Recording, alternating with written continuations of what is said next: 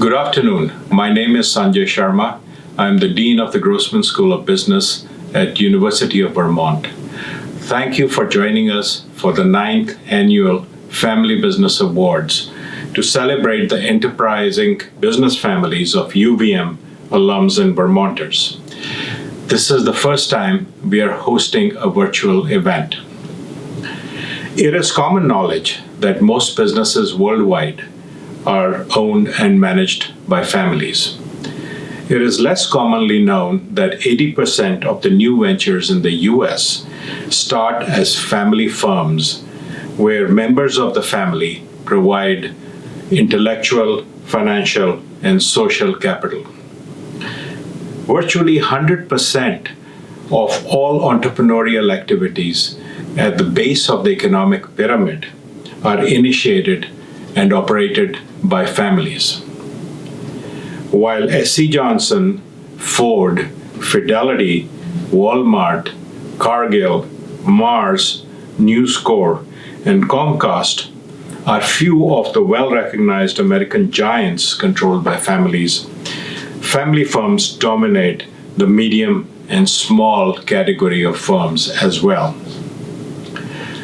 Research shows that regardless of their size and age, family firms tend to be steadfast supporters of their communities, economically and socially, in good times and bad. At the Grossman School of Business, we have a strong focus on entrepreneurship and family business studies. Several faculty members focus on this area of research. Our Family Business Initiative has been supporting the Vermont family businesses since 1998. Around 60% of our business school students come from family enterprises. And they go on to build successful businesses and give back not only to their communities, but to the Grossman School of Business as well. Calkin Hall was built in 1987 with the generous support of Eugene Calkin, founder of Linen and Things, and his wife, Joan Calkin. In October 2015, our school was named the Grossman School of Business. Mr. Grossman ran a third-generation family business, Southern Containers, and is a passionate supporter of our entrepreneurship and family business initiatives. Ifshin Hall honors the generous leadership and support of Steve and Adam Ifshin and their families, a father and son duo that built DLC Corporation, a large commercial real estate American company.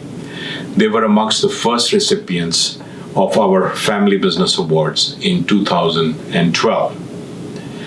Family Capital has listed the Grossman School of Business as one of the 25 best business schools in the world for family business education, with other notable schools like Harvard, Kellogg, and Wharton, IMD from Switzerland, INSEAD from France, and London Business School. We are an excellent company on this coveted list. In addition to these awards, since 2013, we host the annual Global Family Enterprise Case Competition. This is the only competition in the world that brings together student teams to analyze cases focused on dilemmas, challenges, and unique opportunities of family businesses. Since its inception, this competition has attracted competitors and judges from around the world. Over 45 institutions have competed in this competition, and nearly 425 judges have participated. About 300 UVM students have been organizers of these competitions. While two of our Family Business Club leaders managing these awards, Lindy Birch Durkee and Hank Caswell, were Family Enterprise Case Competition organizers last year, Kristen Connors was on the UVM undergraduate team that was amongst the top 5 teams. If you are interested in learning more about this event and related opportunities, please send us a note. I'm also very proud of the accolades that the school and its programs have garnered recently. At a new business school ratings announced in January 2020 by the World Economic Forum at Davos, the Grossman School of Business was ranked amongst the top 9 business schools internationally and top 3 in the US for social impact. Our Master in Accountancy program CPA pass rate for the past 7 years is in the top 10% of all US institutions. Our 1-year Sustainable MBA program has successfully reinvented business education by providing students a graduate degree to directly address the core societal challenges we face today. The program is ranked number 1 Green MBA program by Princeton Review 3 years in a row, and number 4 Better World MBA program by Corporate Knights. Our many successes and accolades are in large part due to the engagement and support of our dedicated alumni. Excellence at all levels is accelerating at the Grossman School of Business. The possibilities for our students are endless.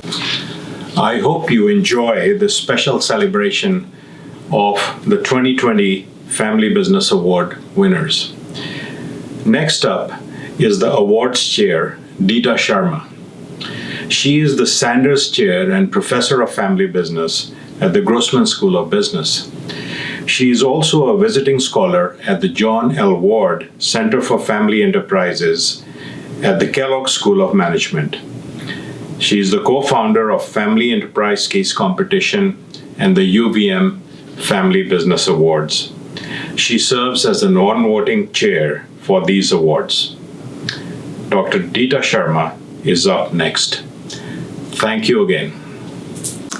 Thanks for joining us for this very special ceremony to celebrate the accomplishments of some inspiring privately held family enterprises. These dreamers and doers have found smart ways to combine family and business. We follow a 2-step process for these awards: nominations and applications. Anyone can nominate. Self-nominations are welcome. Nominees are invited to complete the full application. The judging panel consists of past winners, and I serve as the non-voting chair, as Dean Sharma mentioned. You will hear from 5 of our 6 judges today as we present our winners. Let me introduce our most experienced judge, Mr. Steve Schlesinger, UVM graduate of 1983, to share his perspective as a 2016 winner and our lead judge since 2017. It was in 1966 that Steve's mother, Sarah Schlesinger, established Schlesinger Associates as a data collection company. By the time she finished her career, the company generated an annual turnover of $100,000. Today, as the world undergoes massive disruption and evolution of markets, the Schlesinger Group continues to stay at the leading edge of qualitative and quantitative data collection and research. The company has grown to over 25 locations in US and Europe, generating over 130 million annual revenues, and expects to grow to double its size within the next 2 to 3 years. They provide excellent solutions to clients while caring for their employees and communities. Listed as America's top 50 most innovative market research companies, this remarkable company has continually perfected the art and science of data collection and research. Passion and family spirit runs deep in the Schlesinger Group that has defined and redefined itself and the meaning of market research for over half a century. COVID has not slowed them down as they quickly learned to work from home. Our lead judge, Mr. Steve Schlesinger, is here to share his thoughts on this year's competition. It's a privilege and pleasure to be here with you today virtually, and I look forward to being with everyone in the future in person. As Deeta mentioned, past winners are the judges for these awards. Our family was honored in 2016, and I've had the privilege of working with remarkable panels of judges since 2017. You will hear from some of my fellow panelists today. For our family, it was a special thrill to win this award, not only because it was totally unexpected for us to be nominated, but also because we love this university and are proud UVM alums. Thus, it carries special meaning for our family. As a judge, I've developed a great appreciation for the care that goes into the selection process and the many significant ways that business families are contributing to our economy and society. We received many impressive applications this year. In selecting our winners, we were very careful to select only those family enterprises whose values are well aligned with those of our university and whose contributions and future we feel very confident. Unanimity of the judging panel was necessary to be selected as a winner. In some instances, we went back to the applicants for more data. In the end, we settled on the 4 winners we are celebrating today. Each winner has demonstrated a commitment to creating sustainable business through family leadership and continuous innovation. My fellow panelist, Ted Castle of Rhino Foods, our 2019 winner of the first generation category, will introduce our first winner. Ann and Ted Castle started Rhino Foods and its precursor, Cheesy's Frozen Custard, in 1981, making desserts and ice cream sandwiches for local restaurants. By 1991, Rhino partnered with Ben & Jerry's to develop one of America's favorite ice cream flavors for over 25 years, the cookie dough. Partnerships with Weight Watchers and Nestle's followed subsequently. Commanding 60% market share for the cookie dough market in the U.S., this standout Vermont company is particularly impressive in its employee-focused programs and spirit of sharing while delivering excellence every day. In addition to leading Rhino with his family, Ted is an excellent sailor and captained the only undefeated hockey team in UVM's history. I enjoyed working as a judge with him and welcome him to announce our first winner. Ted. Hello, my name is Ted Castle. I'm the owner and founder of Rhino Foods with my wife Ann, and last year we were the recipients of the UVM First Generation Family Award winner. I have the distinct pleasure to announce that this year's winner is American Flatbread. I'd like to congratulate George and Mary Shank for this amazing accomplishment. I'd also like them to make sure everybody knows I'm a big fan of American Flatbread. Had one tonight for dinner. So I thought it would be interesting to go through the history of their accomplishments because I think that's what's very unique to me as one of the judges. So in 1985, George and Mary experimented with a stone oven and started to make pizzas and serve them out of that stove oven. In 1988, they became successful and they went to the UVM library and researched clay ovens. Now, UVM is taking a fair amount of credit for this. I'm not sure that's true, but we're going to just leave it at that for tonight. And in 1992, what was really interesting, they became so popular with their wholesale in their restaurant that they would make their wholesale product Monday through Friday, and actually on Saturday and Sunday serve and turn their restaurant into a restaurant and serve local customers. That's when they really became an iconic Vermont brand. In 2001, they actually bought the LeBrew Farm and Inn. In 2010, I think this demonstrates their real business savvy, that they set up a licensing agreement for their manufacturing of their wholesale products. And then they could focus on their restaurant and their other side of their business that they really enjoyed more. In 2011, they actually sold the restaurant and licensed that division, and actually now there's 15 American Flatbread restaurants. So what I think is interesting about this story and this history is their ability to stick to their true north of what was important to them. They've obviously trying to navigate the situation of a family business in Vermont and are continuing to navigate with one child in the business and one without, very similar to mine. And they're taking the similar philosophy of see it as it goes and figure out what works for both of them without putting a lot of pressure on them. I'd like to read something that was really interesting to me as we talked about what is important to them. So I'd like to read this because I think they say it better than I would. When I started American Flatbread, I thought I was getting into the pizza business. As the wholesale division developed, I came to think I was in the materials handling business. But with time, I came to realize that we, and all of us truly, are in the human being business.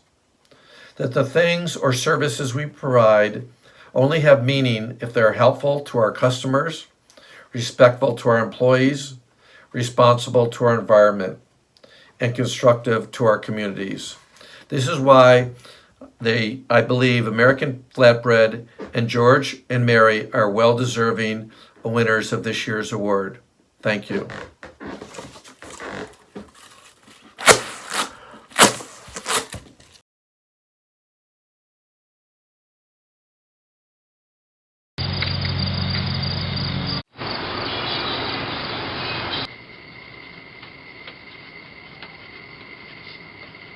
So often people are most curious about how things start, and in a lot of ways it's the starting that is often the hardest.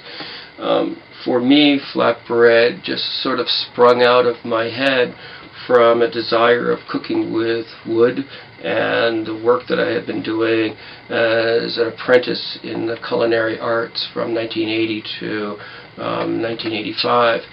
And in the fall of '84, I had a chance to go to France with George, and it was in France that we saw a wood-fired stone oven for bread baking up in the Haute Savoie. And that winter, after we returned, I kept thinking about it and wondering how I might be able to translate what I saw into something that was doable for someone who basically didn't have any extra money to build an oven and didn't know how to build an oven and didn't know anybody who did know how to build an oven. And all of these things came together in the June of 1985, and I built a very small stone oven in the side yard. And a couple of weeks later, I had a chance to do it in a public venue over at Sugarbush, where it was well received, and it's a story of one thing leading to another. But perhaps the most important piece to it was that for me it was about exploring how we might make truly meaningful food with good ingredients and food that tastes great, in a format that was intrinsically less expensive than the white tablecloth dining that I had been cooking in. When I started American Flatbread at Tucker Hill Lodge in 1987, the oven was entirely outside. We had a little tarp, and at night we would bake under the stars. I had our daughter, who was about 9 months old, on my back, and my wife would be working at the table helping putting the toppings on.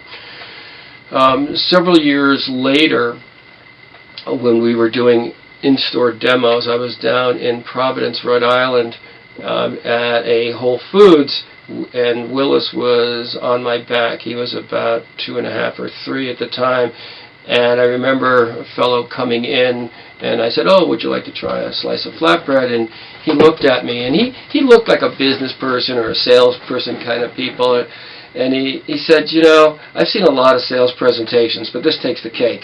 And he ended up eating a slice, saying, "Hey, this is good," and he went and he got a frozen flatbread. So it's been fun to work with the kids doing this. Willis now works with us, and Hannah is still vitally interested, although her professional work is different. And George and I plug away.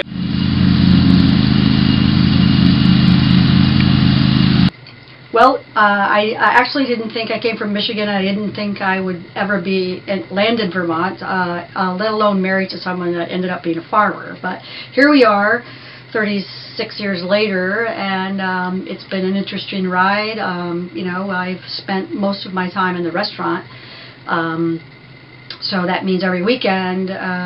Now I'm kind of phasing out of that, but it's been a nice experience. We have a beautiful piece of land, and it's been a pleasure to be here, working with all these great people that have worked with us for so many years. I'm honored to be in this family of first generation enterprises and get this award from the Grossman School of Business. So thank you, and it's been a good ride.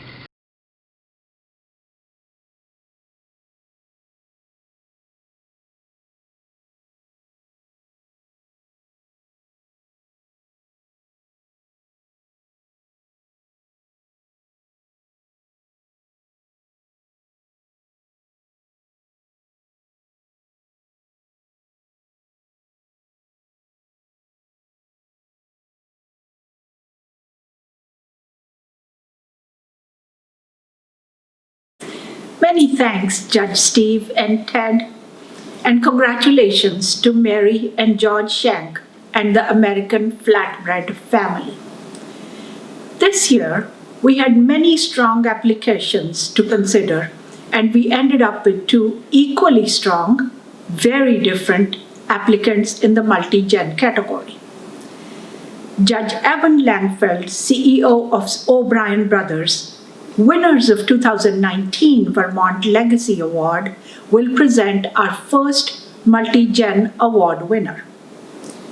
Brothers Leo and Daniel O'Brien started a farming and livestock business in 1958. With the changing needs of Vermont, they first moved into real estate developing low-income housing and later into commercial space. Their passion to build Vermont as a place to live, raise a family, and make memories drew Evan Langfeld, an experienced real estate management professional, towards O'Brien in 2016. Judge Evan Langfeld will present our next winner. My name is Evan Langfeld, and I am the president and CEO of O'Brien Brothers, winner of the 2019 Family Business Awards, Vermont Legacy Family Enterprise. As a leader of a 60-plus-year-old family organization, I understand both the challenges and opportunities that arise from these types of businesses. And as such, receiving the award was a great honor and validation of the decades of hard work, perseverance, vision, and execution that goes into not only creating and growing a successful family business, but sustaining it over the long haul through generational change. I want to again thank the University of Vermont's Grossman School of Business for recognizing O'Brien Brothers last year. This year, it is my great honor to announce R.K. Miles as the 2020 Family Business Award winner in the multi-generational category. 2020 marks the 80th anniversary of this iconic Vermont company, representing a wonderful story of how each generation has contributed to its growing legacy of success.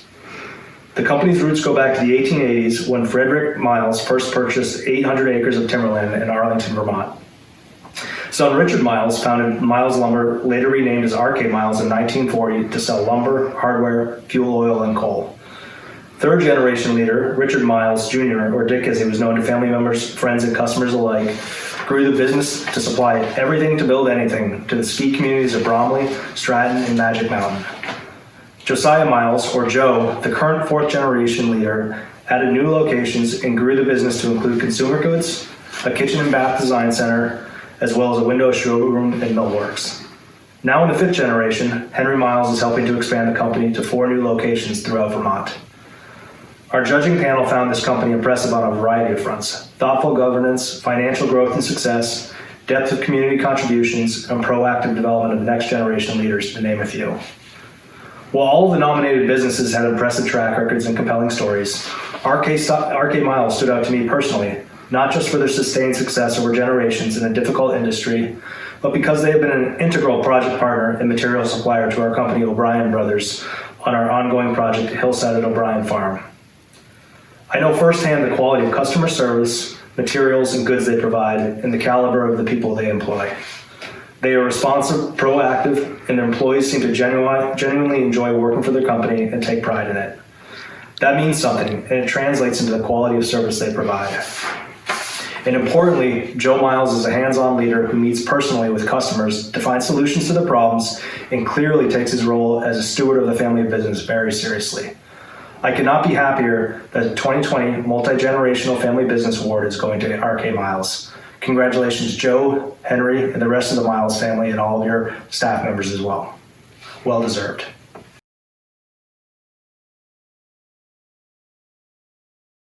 Hello, I'm Joe Miles, president of R.K. Miles. We're so honored to have been recognized by UVM for the Family Business Award for 2020. We have an orientation video that we recently produced for our new recruits at R.K. Miles we'd like to share with you. It highlights our industry, our business, and a bit about our family and its history. Thank you again to UVM for recognizing us with this wonderful award, and congratulations to all the other recipients.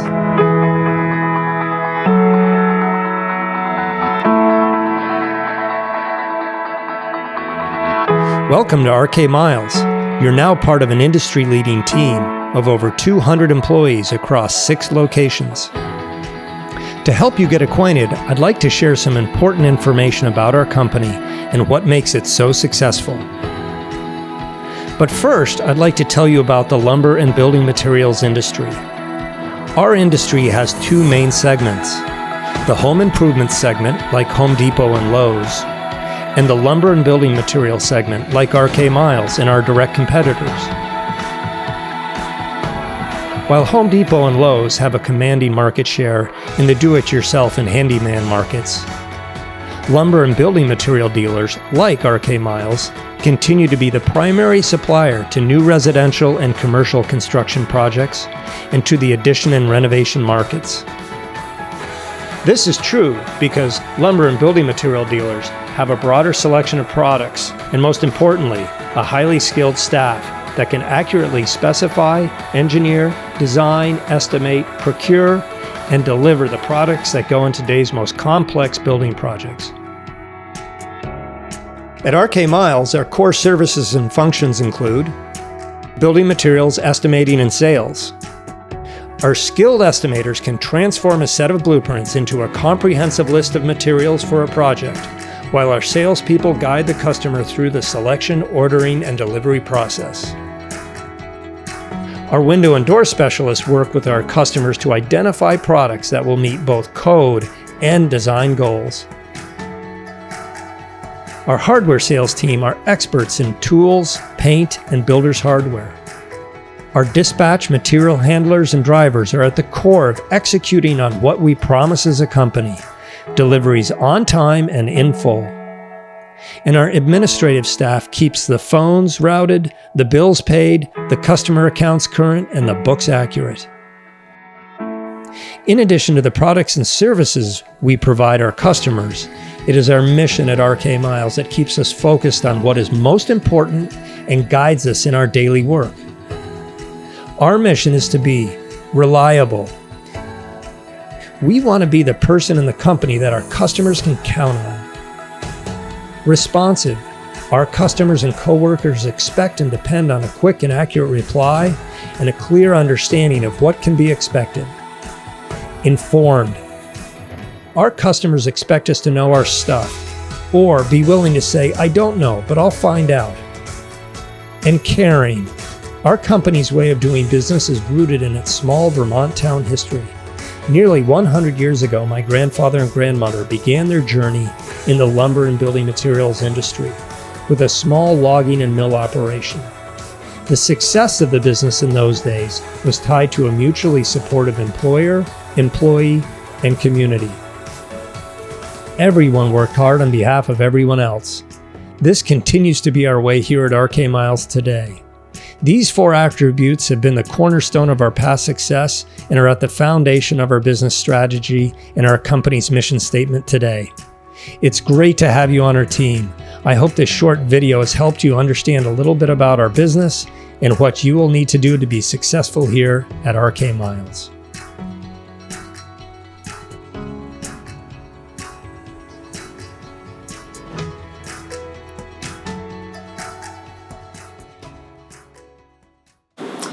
Thanks, Evan.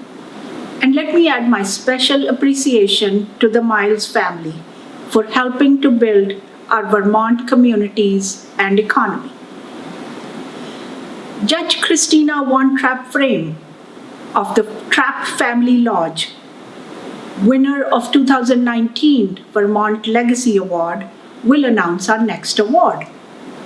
The iconic Von Trapp family that inspired the Sound of Music film have been welcoming guests to their Stowe, Vermont lodge since the 50s, offering music lessons and renting rooms to skiers. In the 60s, they opened the first cross-country ski trail network in the United States. The commercial cross-country skiing originated at the Trapp Family Lodge over 50 years ago. Trapp's timeshare project is a market leader in Northeast. Today, this hard-working Vermont family runs over 100 timeshare chalets, 20 villas, a One Trap brewery, and beer hall restaurant on a 2,600-acre property. Much of this property has been donated to the Stowe Land Trust. Please welcome Christina Von Trapp to announce our next award winner. Hello, I'm Christina Von Trapp Frame. Thank you to the UVM Grossman School of Business for the opportunity to be a part of the 2020 Family Business Awards. Last year, when my family business, Trapp Family Lodge in Stowe, Vermont, received the Multi-Generational Family Business Award, it was a wonderful way to reconnect with the UVM community and to create new relationships with people and family businesses. This year, I'm very pleased to announce Ruji's Automotive of Rhinebeck, New York, as the winner of the 2020 Multi-Generational Family Business Award. Congratulations. In 1935, Joseph Ruji started with a one-pump Sunoco fueling station. In 3 short years, Joseph and his brother Herman collaborated to become Oldsmobile dealers and moved from their original 1935 site into a larger 3-bay garage. With a keen eye to the future, they added GMC trucks in the 1950s, all the while focusing on delivering the highest level of customer service, which continues to this day. Joseph's son Louis became an official partner in 1963, and recognizing the need for smaller, more fuel-efficient cars, became one of the first Subaru dealers in 1970. In 1985, they purchased a Chrysler Dodge Jeep dealership, as well as creating a wholesale parts and accessories business. In 2015, Louis's daughter, Kristen Ruji Hutchins, acquired majority ownership and became president. Today, Kristen and Louis jointly own and operate the company's 3 locations. There are also 4th-generation family members working in the family business or completing their education before being invited to join the family business. We, the judges, were particularly impressed by Ruji's excellence in a few areas: the clarity and organization of their family governance, customer service, and their close connection to their employees, as Ruji's participates in many varied and essential community programs, from school lunches to hospitals. And we also would like to acknowledge Kristen for successfully integrating female leadership into a mostly male-dominated business, and in turn becoming a role model for other leaders in the industry and beyond. Our warm congratulations to the Ruji's Automotive family.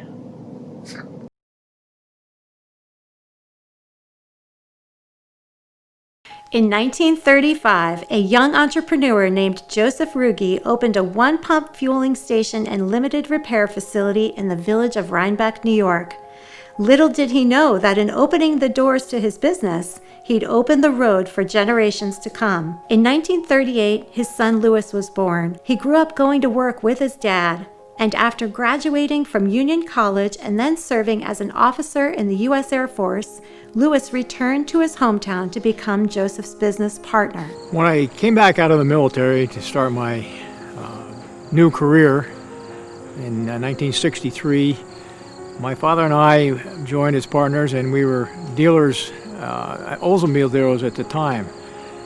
And in 1970, when I had a kind of a hankering that we ought to have a little car, they had Volkswagens and Hondas, and Subaru came by, and we actually took on the Subaru dealership. They extended into a campaign, the Love campaign, and this fit very well into our commitment to the community, to our desire to donate to the community, to be part of the community as we've always been. We were able to, through their work and some of our work, donate over $200,000 over a series of years to things like Meals on Wheels and especially our local hospital. As Louis and wife Charlotte raised their 3 daughters, Kristen, Gretchen, and Erica, the business likewise grew. In 1985, Louis added the Chrysler Dodge Jeep dealership. 30 years later, Kristen Rugi Hutchins became the 3rd-generation president and CEO. And in 2016, the company further expanded with the purchase of its Chevrolet store. So everyone in our family is part of the volunteering in our community, and being part of this business gives us a good opportunity to volunteer in a lot of different areas of the community. I volunteer with the Women's Retail Network with GM, which gives me an opportunity to go beyond our local area and support other women in business and coming into the business. Today, Rugi's continues to be a beloved and highly respected multi-generational family business, now employing over 100 people across 3 stores. Their commitment to enriching life for others shows up in many other ways as well. Benefactors such as Astor Services for Children and Families, Taconic Little League, Hudson Valley LGBTQ Center, Meals on Wheels, Porch Fest, Toys for Tots, and countless others represent a range of causes they support. So Lewis has always been involved with Northern Dutchess Hospital. A few years back, they were looking to expand, enhance the emergency room, operating rooms, and it was a huge project. I believe he raised, in the first round of funding, almost $10 million, and then he went back for round 2 and I believe raised another $10 million, and that was just cultivated from him, boots on ground, talking to local people, really just getting everyone to pitch in and support what the hospital was trying to do. So the automotive business is heavily weighted towards male. Kristen is definitely unique to the automobile business. When she took over the business from her father, she really embraced trying to change, that stigma behind what it stands for as far as being a dealer principal and things like that, and really break the mold of this male-dominated world. I most value the employees that we have. Without the wonderful employees and the community, we wouldn't have what we have today. Our business is all about ease of engagement with our customers and trying to make it easy for them to work with us. So we've tried to incorporate whatever technology is out there, from the use of iPads to the online scheduling, trying to make it a touchless environment today with our COVID problems and whatnot, and just bringing all that into the workplace and making it easier for our customers to operate with us, on top of which we try to do it also for our employees and the ease of work for them. Yeah, so it's really fun to be able to work in the business and carry on what's been done by the generations before me, and also create new ideas for the future. My grandfather, or as I call him, Pop, has shown me the ways of everything I do in my daily life, from work to play to everything. His ability just to go out there and do anything he wants to do just inspires me. This is what I wanted. This is what I feel is my core, what I want to be and what I've done, and it's been a great life, and I wouldn't give it up for the world. Not only is our business multi-generational, but we are also a multi-generational UVM graduate family. I represent the 3rd generation. My mother graduated in '57, my father's brother in 1970, and Mitchell will graduate next year in 2021. Go Cats!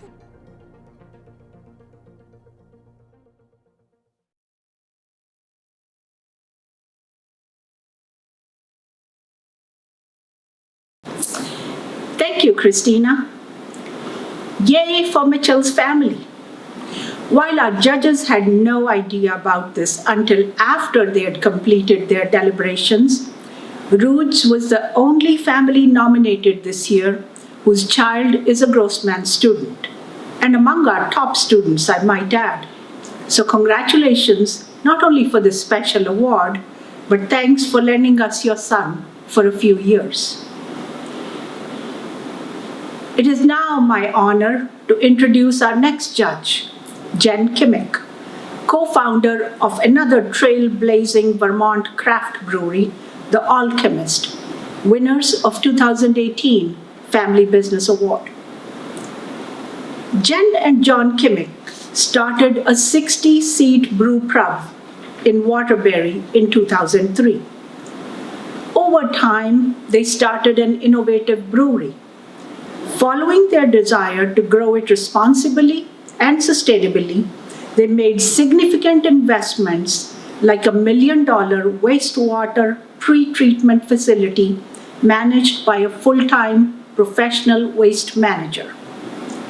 With an aim to become a destination brewery for visitors to Vermont, their second brewery has a thoughtfully designed visitor center, a delight for Vermonters and visitors alike.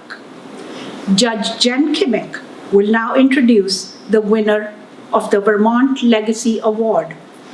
It is an honor to be here today for the UVM Family Business Awards. As the co-owner of a first-generation family business, I am truly in awe of the family businesses that have survived and thrived in Vermont for several generations. Trow and Holden of Barre, Vermont, my hometown, is one such business. They were founded in 1890 and are now 6th generation family owned. I am proud to announce Trow and Holden as the winner of the 2020 Vermont Legacy Award. Trow and Holden began as a manufacturer of stoneworking tools for the local granite industry. Over the years, they have developed several patented pneumatic tools and hammers, establishing themselves as manufacturers of the highest quality and most varied stone cutting tools anywhere in the world. Trow and Holden has played a significant role in preserving and celebrating the stone trades in Barre. They have invested significant efforts and resources in the Vermont Granite Museum. Furthermore, each of their employees complete a 4-year apprenticeship in tool making, thus preserving their craft for future generations. Over the years, Trow and Holden has been a reliable supporter of the community and organizations, including the Barre Opera House, the Humane Society, and the Special Olympics, to name just a few. As a beneficiary of their community investments in Barre, I am very proud to welcome Trow and Holden to our Special Family Business Awards community. Congratulations.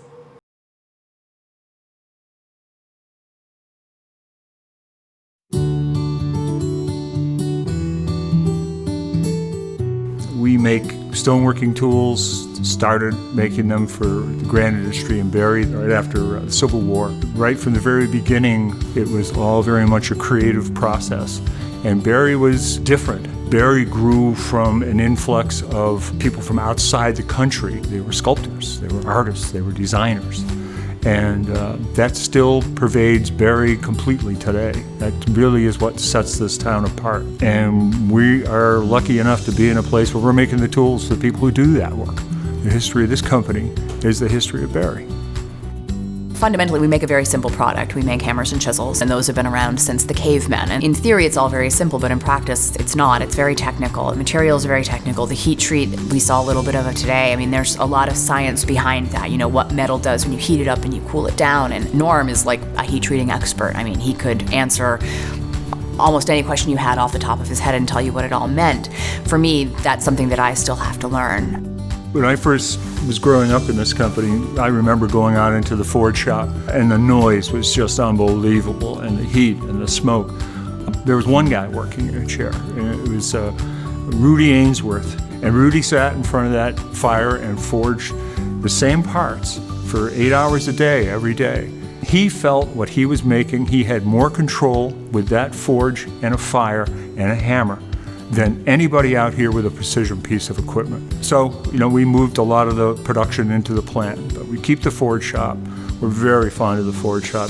The hammers are really kind of special, and they show how we did things and how we could still do things,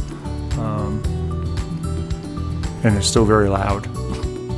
The people who are good at what they do here, they're craftsmen, and you know, we have guys that have been here for almost 40 years. Having their knowledge is truly invaluable. Having that legacy and having those people coming to work every day and putting their knowledge into the products that we make is what makes them so good.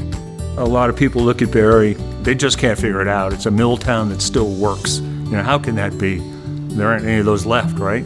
It's still working and still flourishing, still doing the same wonderful work that it always has. I'm always amazed that people think, oh, a 5- and 6-generation company. There are a number of those companies that are that old in Barre. It's because Barre really offers the kind of center, the kind of core in your life that allows companies to flourish and go on for that long. It's a pretty special place. I think that Barre actually has a really compelling story for people who are my age, who are looking for a place to settle. There's a vibrant downtown, there's a lot of community, the schools are really good, you can get some really great houses at some really great prices. When I was still in college, my dad was asking, you know, what do you think you want to do? Travel the world and, you know, set the world on fire. And I left.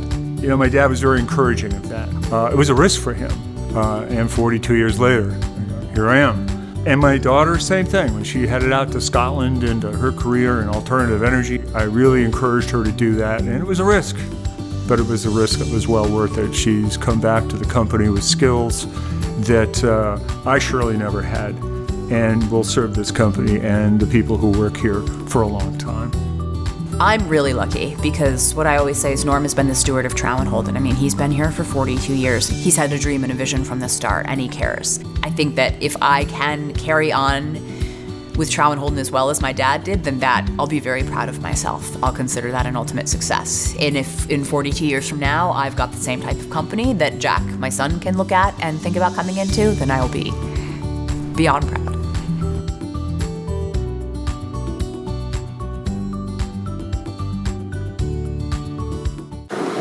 Many thanks, Jen, and warm congratulations to Trow and Holden family.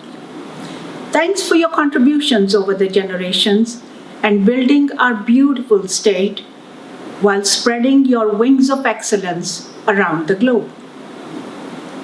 In addition to the 5 judges you met today, Mr. Michael Bergman, winner of 2019 award, also served on our judging panel this year, investing considerable efforts into the selection process. Thank you, Michael. Each judge brought a unique perspective to the panel, making it truly diverse and demanding as they worked to compare applicants on their business success, strategic innovations, governance, management of family and business linkages, and most importantly, contributions to their community. Discussions were energetic, but the decisions unanimous. We thank our judges for lending their time and expertise to us. Together, we're building a very special community of enterprising families. We love these awards as they recognize the best of the best who are successfully managing to balance family and business and economic and social objectives of their family enterprises. In addition, they help connect our students with our alums and inspire us all. In the past 9 years, since 2012, we've recognized 34 family enterprises with these special awards. Together, these companies have been in existence for over 2,300 years with the current families, and even more when we consider their time with families from whom they were purchased. These 34 companies employ and support over 9,800 individuals and generate annual revenues exceeding $1 billion. This all reinforces the message of Dean Sharma in his opening remarks that family enterprises contribute significantly to our economy and society. Congratulations to all our winners, and many thanks to you for helping make this event a celebration. The winners of this year are invited to join the 2021 judging panel as I continue as the non-voting chair. The last word of this celebration goes to Kristen Connors, a family business club leader and our student. Hi there, my name is Kristen Connors, and I am a rising senior here at the University of Vermont, and I am also the co-president of the Family Business Club.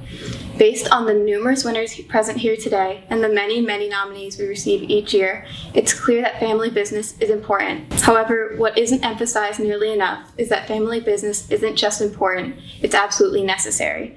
Family business is the very heart of our economy. They're pioneers of innovation, and they shape our values. Family business is the best of what business is and represents what every business should strive to be. Here at the University of Vermont, we have our own successful family business club.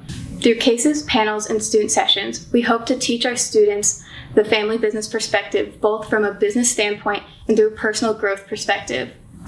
If anyone has any questions about involvement with our club, please feel free to reach out to me at any time. Again, congratulations to our winners, and thank you for your time here today.